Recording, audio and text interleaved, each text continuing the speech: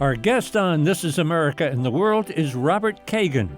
Dr. Kagan is a senior fellow at the Brookings Institution, contributing columnist to the Washington Post, and author of the new book, The Ghost at the Feast, America and the Collapse of World Order, 1900 to 1941.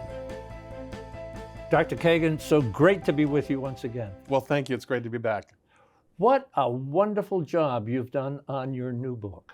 Well, thank you. There's a phrase I captured out of the book, the world as it is.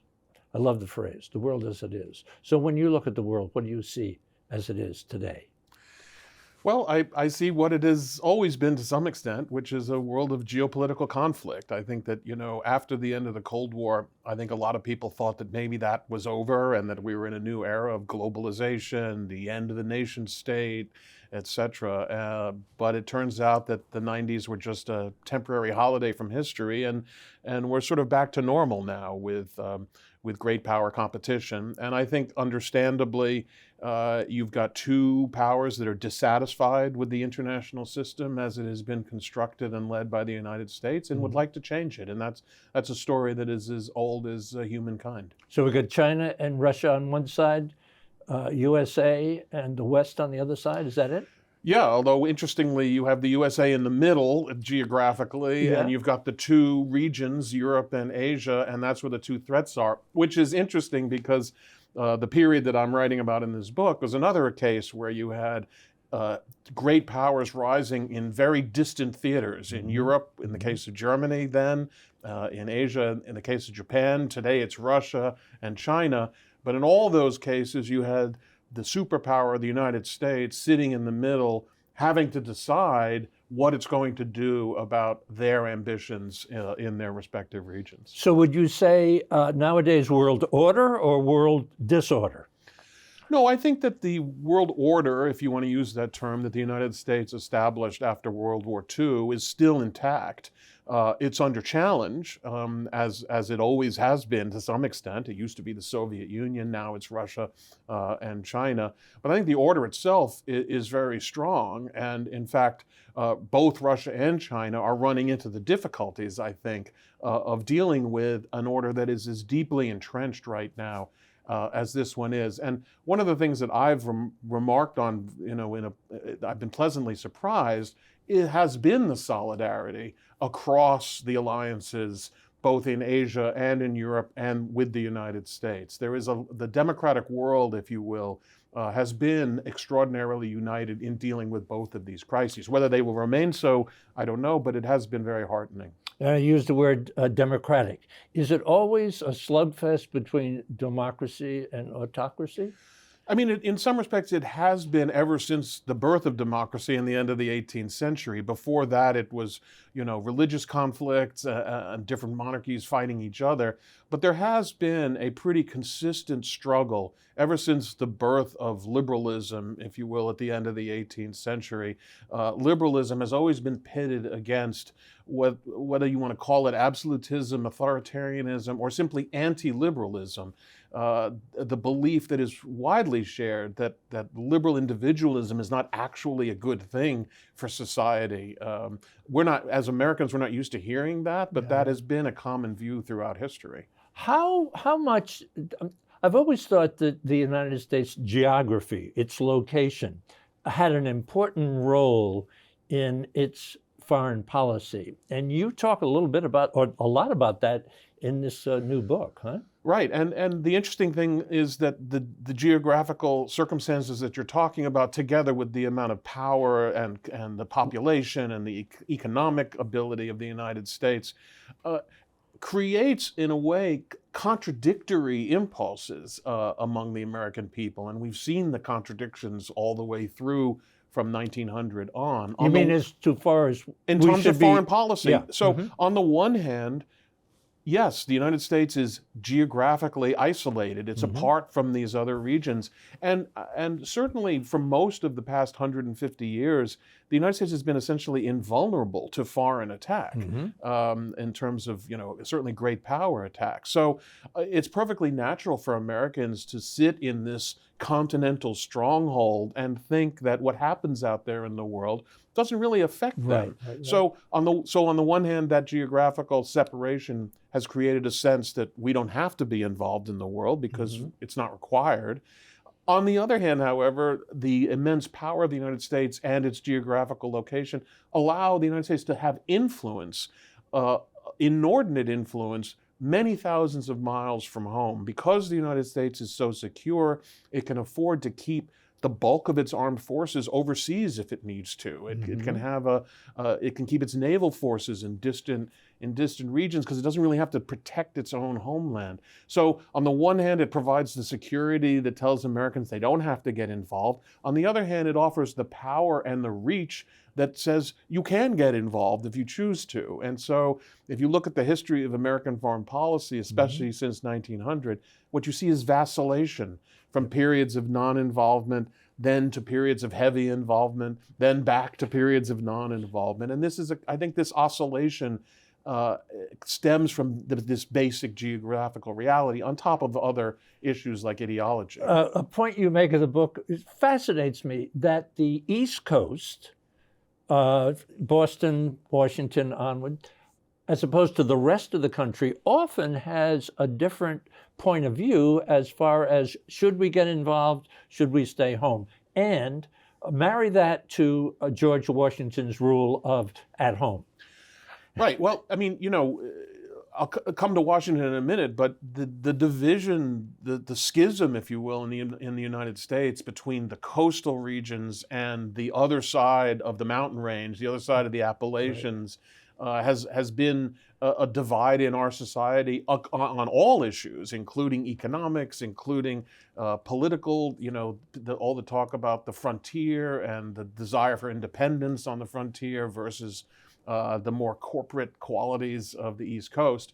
In foreign policy, though, as you say, the East Coast has always been more inclined to look at Europe as an area of real interest. Some of the reasons because they were commercially tied to European economies, but more than that, they're just accustomed to looking east, if you will. Famously, Alexander Hamilton was describing his view of the world, and it was clear as you listen to him describe it that he's looking at Europe. And so he talks about what's on our left and what's on our right, as if he's looking at Europe. People on the other side of the Appalachians tend to look west. That west is the area of settlement. West is where the future is. And so, yeah, there's always been that separation between the coastal areas of the East and the rest of the country. I want to go to George Washington, but I do want to get this in. Does history, I hate to ask it, but I must ask it, history does repeat itself, doesn't it? I hate to say that as a historian. You don't like to say that history repeats itself, but the conditions that we are living in today are similar to conditions that we've been living in for the past 150 years. So our responses are similar. And one of the things that I've been struck by looking at watching the current crisis with Ukraine unfold is how much the country's debate is similar to the kind of debates that we had in the 1930s as well, between those who think we have an obligation to do something for the Ukrainians, and those who think it's none of our business. This is a recurrent argument. And let me answer your question about Washington, because I think it's important. Washington is interesting. He wanted us to stay home. Well, he wanted us to stay home for the time being, and I think that's the important thing. In the 1790s, when the superpowers of the world were not the United States, far from it. The United States was a weak, divided, not necessarily going to make it little republic along the coast of North America. The real superpowers were France and Britain, and they were engaged in warfare with each other. And it was sensible at that time for the very small and weak United States to stay as far away from that as they possibly could. And that was really what was motivating Washington's warning, including his warning about domestic politics. And that's another story. The one thing about American foreign policy, it is never divorced from domestic politics. There's no such thing as politics stops at the water's edge, ever. So that was going on. But Washington and the rest of the founding generation also believed that eventually the United States would become powerful, and then it could, to quote Washington, bid defiance to any power on earth. And so I think a lot of Americans took Washington's farewell address as a timeless warning that was meant to, he didn't mean it that way. He was addressing the very specific situation of the time. He looked forward to a day when the United States would not have to just stay home. Take a little break. Tell the folks at home we're talking with Dr. Robert Kagan. We're here at the Brookings Institution. And the new book, The Ghost at the Feast, America and the Collapse of World Order, 1900 through 1941. An incredible book, a run of history from 1900 to the Second World War that is absolutely amazing. The Ghost at the Feast. Take a little break, back on the other side. This is America and the World. This is America and the World is made possible by the Japan-America Society of Washington, D.C.,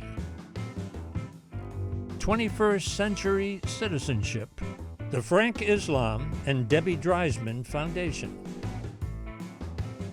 the Republic of Uzbekistan,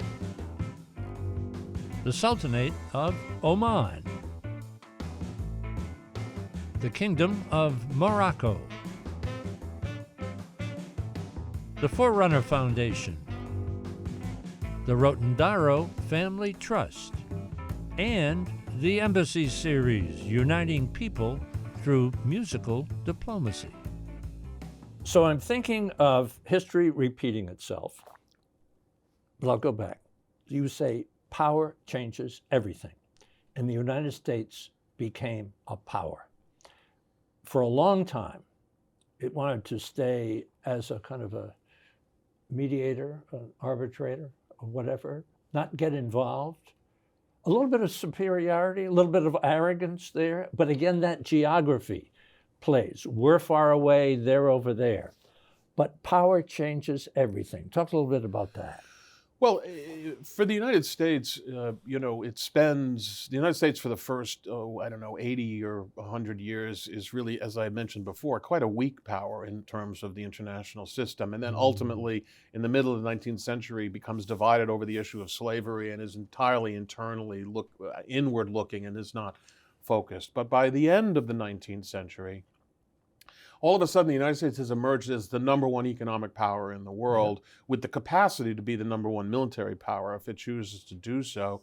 And this has an effect both on the way Americans view themselves, but also on the way the world views America. And both of those turn out to be critical in shaping American foreign policy for the rest of the century. And in terms of Americans viewing themselves, Americans had a sense of their power. And,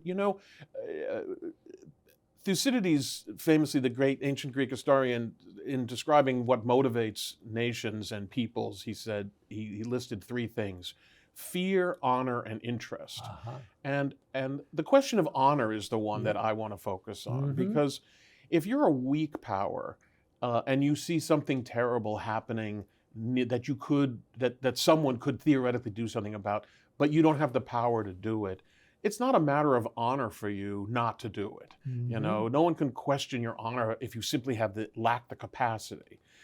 What Americans discovered at the end of the 19th century and the beginning of the 20th century is that all of a sudden they did have the power. So that, for instance, when a horrific humanitarian crisis emerges in Cuba in the 1890s, and hundreds of thousands of Cubans are dying of malnutrition and disease because of Spanish oppressive policies, Americans ask themselves, shouldn't we be doing something about this? We have the power to do something about it. So if we don't do anything, then we have made a decision not to do anything, and that carries moral consequences. So up until Cuba, Spain, Cuba, the Philippines, all wrapped into one, the American foreign policy was kind of stay at home. But now they get involved, huh? And they get involved in a big time way. That's right. Now, it's interesting in this early period, your history textbooks tell you that the Americans were imperialists and they wanted to expand all over the place. That's not true. They acquired the Philippines by accident, and they were sorry they acquired it almost immediately. So you're right. In that period, even though America had become this powerful country, Americans didn't think of themselves as a world power. They thought of themselves as a regional power. So they were all focused on the Caribbean. They're focused on the Caribbean, on Central America, and Hawaii. And the people who were most famous for being imperialists, Theodore Roosevelt and Henry Cabot Lodge, they didn't want anything beyond that. They saw Hawaii as the outpost to guard the approaches to the Pacific coast of the United States, and the Caribbean obviously needed to be controlled, partly because they were going to build the canal and they wanted to have the access to that, but they were not thinking in global terms. And insofar as there was any internationalism in that period, it was what you said before. It was the United States would be the mediator between other people's disputes, but it would not get into disputes itself, because why should it? It had no need to. And so that is the attitude right up until World War I. And World War I is where the sort of the clash between America, the distant power that doesn't want to get involved on the one hand, with America, the country that is so powerful that it will determine the outcome of World War I. And ultimately, the United States does determine the outcome of World War I. So the run-up to the Great War, World War I, so we're sitting pretty much involved in our own hemisphere. And it was the sinking of the Lusitania, in a way, that triggers active involvement. Not quite. I mean, that's part of the interesting story. And this is the thing, when you write a history like this, the details matter and the timing matters. Right. And one of the interesting things to me was, even though the sinking Lusitania was the equivalent of 9/11 for their time. Exactly. Everybody could remember where they were when they first read about the Lusitania. Nevertheless, Americans were so eager to stay out of the war that the Lusitania sunk in 1915, and it isn't until 1917 that Americans wind up going to war. My argument is, the Lusitania did not convince Americans to go to war, but it did shape their view of the German people and of this German regime. They were so horrified that a government would carry out such a sinking deliberately and then cheer it. I mean, there were champagne popping in the streets of German cities in response to Lusitania, and Americans were horrified by this. I think it reshaped their view of Germany so that over the coming months, more and more German actions fit into this stereotype, so that by April 1917, Americans have decided that Germany is a very dangerous country, actually. I'm going back to the Lusitania, and I can see where there was a lot going on but 2,000 people on board or something like that, and the number of deaths and things like that does shake people up, doesn't it? No, especially when it's a deliberate act. I mean, the German submarine fleet was not only came upon the Lusitania, but was looking for the Lusitania. They specifically targeted it. And so it was a deliberate act of terror. And by the way, the Germans were not shy about calling it terror. They called it Schrecklichkeit, which means, designed to inspire fear in the enemy. And that was one of the things that the Germans sought to do, both in the Lusitania and in other actions that they took. How much does immigration and the fact that we are a multi-ethnic society play into our foreign policy? Very important in the run-up to the World War I. But in the run-up to World War I, and then during the fighting of World War I, because 20% of the American population at the time of World War I was either born in Germany or descended from people who were born in Germany. I mean, it was that was the largest ethnic group after Anglo-Saxons. And then there was also a very large Irish population, and the German Americans and the Irish Americans were completely on the other side of the conflict for obvious reasons. The Germans were sympathetic to their German homeland, and the Irish hated the British for obvious reasons. And by the way, American Jews were against involvement in the war, because the number one anti-Semitic country in the world was at the time Tsarist Russia, which was allied with Britain and France. And so ethnic issues were always front and center. And Woodrow Wilson, I was sort of interested to see, one of the reasons he went immediately for neutrality and tried to stay out of the war was precisely this concern that ethnic Americans would really literally start attacking each other. That's back to your point of politics at home. Exactly. Plays a huge role in foreign policy. Exactly. And of course, politicians who came from German-dominated states and regions voted against the war and opposed American entry into the war in a way that others who did not have those populations didn't. So, politics, the ethnic makeup of the United States, these are factors, and right up until today, it's still the case. I'm thinking of President Wilson, who has his heart, well, you can correct me on that, set on this League of Nations business. Also in there is the Treaty of Versailles. I cannot comprehend the fact that he was out of the country for 127 days in France, in Paris, trying to kind of effect some kind of a peaceful resolution and reestablish a world order. Yeah, and in retrospect, and maybe even at the time, it seems like a crazy thing for a president to do, and he paid a real price for it. Yes, he did. There's no question, because, I actually learned. I have to admit, I learned more about this after I finished the book. I would have added some more, but the Democratic Party, because he was away, was in disarray. And the Republicans really were able to seize the initiative because the leader of the Democratic Party was in Europe and the president was in Europe. And so when he came back, the Republicans had already sort of laid the groundwork for the League debate, but when he was unable to do so. So you could say, why did he do that? Well, part of the problem was the other governments were sending their leaders. It was the British Prime Minister, Lloyd George. It was the French Prime Minister, Clemenceau, president, in fact. And so, we could have sent a Secretary of State. Mm-hmm. Another problem, Wilson didn't really like his Secretary of State. He didn't trust Robert Lansing, so he was never going to let him do the negotiations. So Wilson went and did it himself, and I think paid ultimately a political price for doing that. So here's the President of the United States, and he's trying to fashion some kind of peace that will smooth out all of the problems of the world. But he has opposition at home, big time. Politics again. No, the politics is critical, and the irony, which will not, I think, be lost on a modern viewer, of the fact that Henry Cabot Lodge led the fight against the League of Nations. He was senator from Massachusetts, and because of the Republican congressional victory in 1918, he became Senate Majority Leader as well as Chairman of the Senate Foreign Relations Committee. So he was in complete control of how that treaty was going to be managed through the Senate, and he used his skills as a senatorial leader to kill the treaty, to make it as hard as possible for Wilson to use it. But the irony was that Lodge himself had proposed the idea of a League of Nations before Wilson had. He and Theodore Roosevelt were big proponents of a league until Wilson adopted it, and then they were against it.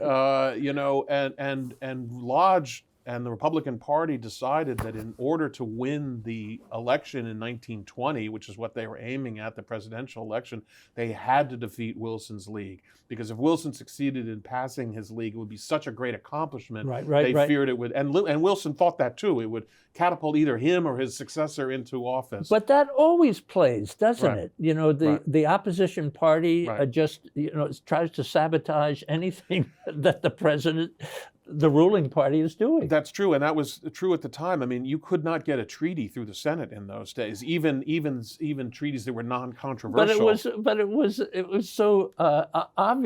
So Wilson's got his 14 points that he's trying to do, and then Cabot Lodge has got his 14 opposition points. No, right, and it was and by the way, the title that's pretty obvious. No, absolutely, and the title of the book refers to this because the book is called "The Ghost at the Feast," and it actually comes from a quotation that I ran across from a British diplomat named Harold Nicholson, who was one of the people who was helping negotiate the peace treaty, and he says in his memoirs that the idea that the American people would not live up to whatever agreement Wilson signed in Paris was the ghost at all our feasts, i.e. they were haunted by the prospect that the Americans would back away from any treaty, and they were right, and that's exactly what we did. But isn't, again, with history repeating itself, isn't that a fear now? Look at the United States vis-a-vis Afghanistan. That caused a lot of foreign powers to say, when the United States makes a commitment, are they going to be there for it? Yep. That's what exactly happened over there, right? Yep. They didn't think that the United States would live up to the commitment. I mean, the degree to which that is the number one question that countries are constantly asking all around the world is something I think Americans are not sufficiently aware of. I want to share with you some short pieces from interviews that I've done over the years. I call them reflections, and you can find them on the media platform Substack. They're filled with wisdom and inspiration and motivation. So search Dennis Wholey on Substack.com. Enjoy and share. For information about This Is America in the World, visit our YouTube channel, This Is America TV. Visit our website, thisisamerica.net, and follow us on Facebook and Twitter. This Is America and the World is made possible by the Japan-America Society of Washington, D.C., 21st Century Citizenship, the Frank Islam and Debbie Dreisman Foundation, the Republic of Uzbekistan, the Sultanate of Oman, the Kingdom of Morocco, the Forerunner Foundation, the Rotondaro Family Trust, and the Embassy Series, Uniting People Through Musical Diplomacy.